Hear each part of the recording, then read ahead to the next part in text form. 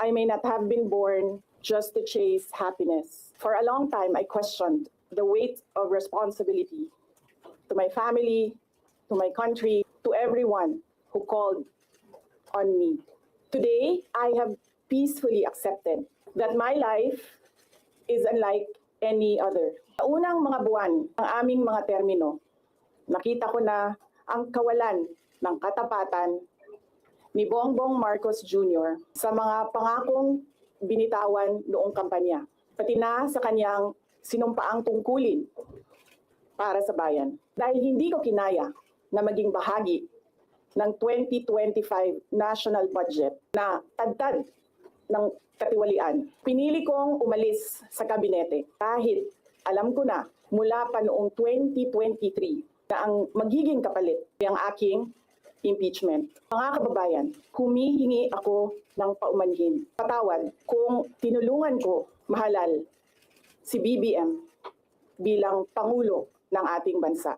Patawad kung hanggang ngayon marami pa ring Pilipino ang nalulunod sa baha ng dahil sa malawakang korupsyon. Patawad kung lantaran ang pang-aabuso ng ating mga institusyon para sa pansariling interes ng mga politiko. Patawad kung patuloy ang pagtaas ng presyo ng mga pangunahing bilihin habang nananatiling kapos ang kita ng bawat pamilya.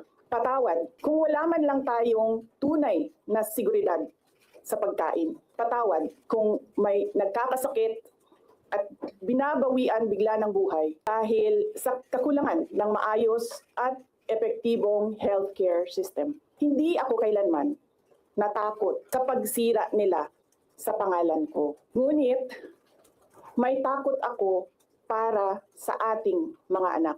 May takot ako para sa susunod na henerasyon. May takot ako para sa mga kababayan nating walang bahay sa ibang bansa. Walang pangalawang pasaporte, walang ibang matatakbuhan, kundi ang Pilipinas kahit ito'y patuloy na nalulugmok sa kahirapan. Na ako'y kahadlok, nga moabot ang adlaw na dawaton na lang nato ang kapobrihon isip kapalaran. Nga maanad na ta sa sayop, nga mawad-an na lang ta og paglaom. Labaw sa tanan na ako'y kahadlok, nga moabot ang adlaw nga wala na tay Pilipinas nga ikahatag sa atong mga anak. For each and every Filipino to beg for forgiveness. Instead, I offer my life, my strength, and my future in the service of our nation. Mga kababayan, ibalik natin ang tapang at malasakit para sa Diyos, sa bayan, at para sa bawat pamilyang Pilipino. Ako si Sara Duterte, tatakbo bilang Pangulo ng Pilipinas.